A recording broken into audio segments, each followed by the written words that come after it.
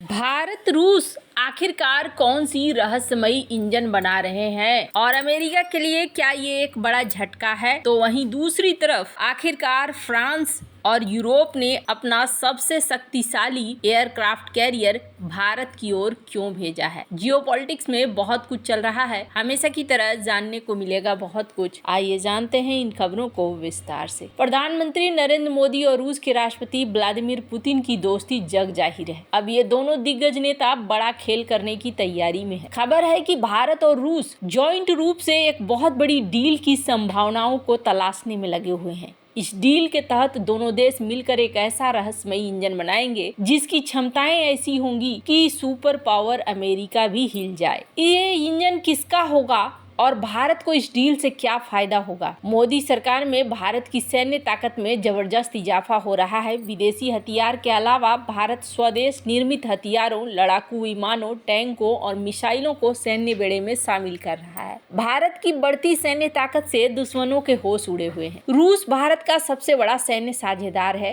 एक रिपोर्ट के अनुसार अब दोनों देश मिलकर सुखोई फाइटर जेट के इंजन बनाने की संभावनाओं को तलाश रहे हैं। संभावनाएं जताई जा रही है कि जल्द ही दोनों देश इसको लेकर एक डील भी फाइनल कर लेंगे। मौजूदा समय में भारत तेजस फाइटर जेट्स को बनाता, मगर भारत इन फाइटर जेट्स का इंजन को बाहर से खरीदता है। रूस और अमेरिका जैसे कुछ चुनिंदा देश अपने फाइटर जेट्स के इंजन खुद बनाते हैं। भारत के लिए आज भी फाइटर जेट के इंजन को बनाने का तरीका एक रहस्य बना हुआ है। भारत लंबे समय से इस आस में था कि वो फाइटर जेट्स के इंजन बनाए, लेकिन अब रूस उसके इस सपने को साकार कर सकता है। अगर रूस के साथ डील हो पाती है तो भारत में फाइटर जेट्स के इंजन बनेंगे। रक्षा मंत्री राजनाथ सिंह ने 8 से 10 दिसंबर को मॉस्को यात्रा पर होंगे। एक रिपोर्ट के अनुसार उनके दौरे से पहले सरकारी कंपनी HAL के अध्यक्ष और डायरेक्टर DK सुनील रूस का दौरा कर रहे हैं। सुनील कथित तौर पर इंडियन एयरफोर्स में मौजूद सुखोई 30 MKI लड़ाकू विमान के लिए 240 AL-31 FP एरो इंजन के लाइसेंस प्राप्त विनिर्माण के लिए एक सौदा करने के लिए रूस में है। उनकी कोशिश है कि 240 AL-31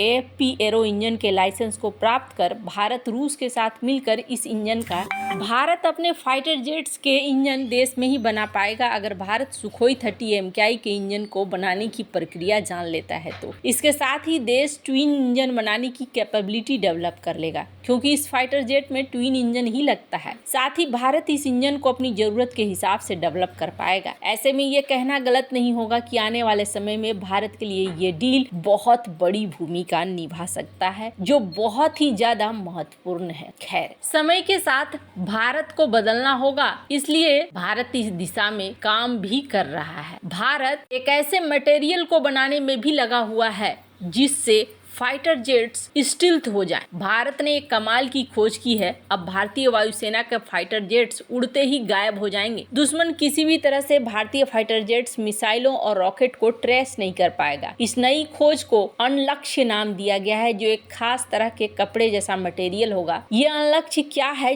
जिससे असंभव काम भी संभव हो जाएगा, तो आपको बता दूं, इसको लेकर कहा जा रहा है एयरफोर्स के अधिकारियों को जब इस खोज के बारे में पता चला तो वो हैरान रह गए। अनलक्ष्य लॉन्चिंग कार्यक्रम में air marshal Ashutosh Dikshit, air marshal Rajesh Kumar, lieutenant general Chris Matheson सहित प्रमुख रक्षा अधिकारियों ने भाग लिया। ये अधिकारी ने इस नई खोज के बारे में तारीफ की, जिससे खुद को रोक भी नहीं पाए। अनलक्ष्य की खोज IIT कानपुर के रिसर्चर्स और स्टूडेंट्स ने की है। इसके लिए इंडियन एयरफोर्स ने IIT कानपुर की भूरी तारीफ करी है। इस टेक्नोलॉजी को बड़े पैमाने पर भारतीय वायुसेना की ओर से इस्तेमाल करने की प्लानिंग की जा रही है। अब अनलक्ष्य है क्या, तो इसकी खोज कितनी बड़ी उपलब्धि है। अनलक्ष्य meta material surface cloning system नाम दिया गया है। ये एक स्टील्थ टेक्नोलॉजी है जिससे भारतीय विमान, फाइटर जेट्स, मिसाइल या अदृश्य हो पाएंगी। इस टेक्नोलॉजी की खोज से भारत की सैन्य ताकत कई गुना बढ़ी है। कहा जा रहा है कि ये तकनीकें चीन और पाकिस्तान के लिए सामत ला सकती है। अनलक्ष्य कपड़ा आधारित यानी टेक्सटाइल बेस्ड ब्रॉडबैंड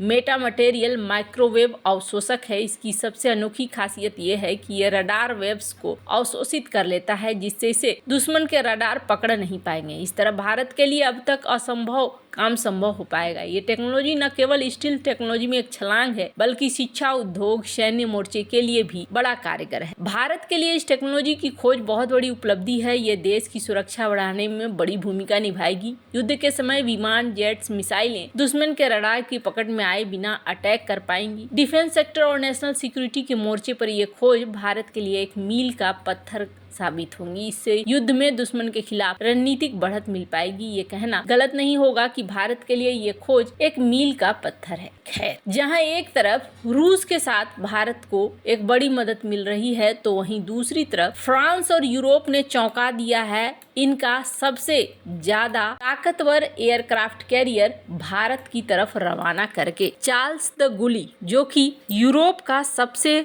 बड़ा ताकतवर एयरक्राफ्ट कैरियर है, न्यूक्लियर एयरक्राफ्ट कैरियर है, मतलब कि लंबे समय तक पानी के अंदर छिपा रह सकता है, ये भारत की ओर रवाना किया गया है। चार्ल्स डी गॉल फ्रांस का सबसे बड़ा एयरक्राफ्ट कैरियर भी है। दो चीजें एक साथ हो रही हैं, एक तो चार्ल्स डी गॉल ये भारत आ रहा है और दूसरा इटालियन डिफेंस मिनिस्टर भी भारत आ रहे हैं, जो यहाँ पर भारत के लिए बदलती हुई रणनीति को दिख रहा है। इन दोनों के यहाँ आने का मतलब है कि बहुत सारी चीजें यहाँ पर अब बदल रही हैं। चाइना के लिए भी चीजें अब पहले जैसी आसान नहीं रहने वाली है। सबसे शक्तिशाली यूरोपीय युद्धपोत, साथ ही एक इतावली जूनियर रक्षा मंत्री का भारत में आना पश्चिम द्वारा इंडो पैसिफिक पर अपनी धुरी जारी रखने के संकेत हैं, जो कई साल पहले अमेरिका के साथ शुरू हुआ था। एक 42,500 टन का परमाणु ऊर्जा से चलने वाला विमान वाहक पोत है। 3 अन्य फ्रांसीसी युद्धपोतों के साथ अगले महीने के मिड में 3 से 4 दिन के लिए भारत आएगा। अमेरिकी सुपर कैरियर्स के अलावा दुनिया का एकमात्र परमाणु ऊर्जा से चलने वाला वाहक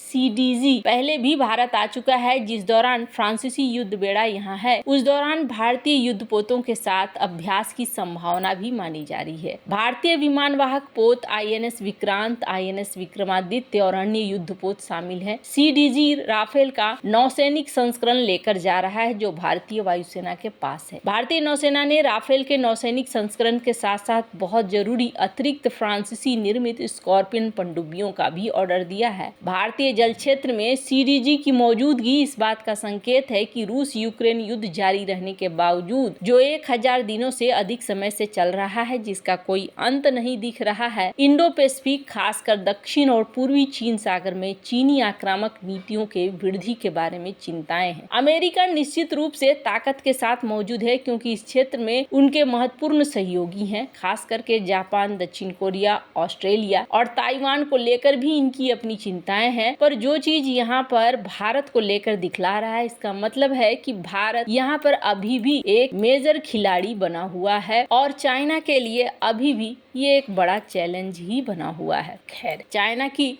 समस्याएं अभी समाप्त होती हुई दिख नहीं रही हैं। इटली के एक जूनियर रक्षा मंत्री और एक एडमिरल के साथ साथ प्रशिक्षण के लिए इस्तेमाल किए जाने वाले लंबे जहाज अमेरिकी वेसुवी की मौजूदगी भी दोनों के बीच में रक्षा को बढ़ाता हुआ दिख रहा है। भारत ने लियोनार्डो पर प्रतिबंध हटा दिए हैं, जो वेस्टलैंड से जुड़ा एक विशाल रक्षा समूह है, जिसके बाद ये देखने को मिल रहा है कि दोनों देश काफी आक्रामक तरीके से साथ आते हुए दिख रहे हैं। वैसे आपको क्या लगता है इन सब मामले में, आपकी क्या राय है, कमेंट कर जरूर बताएं। जल्द मिलते हैं अगले वीडियो में नई खबर के साथ।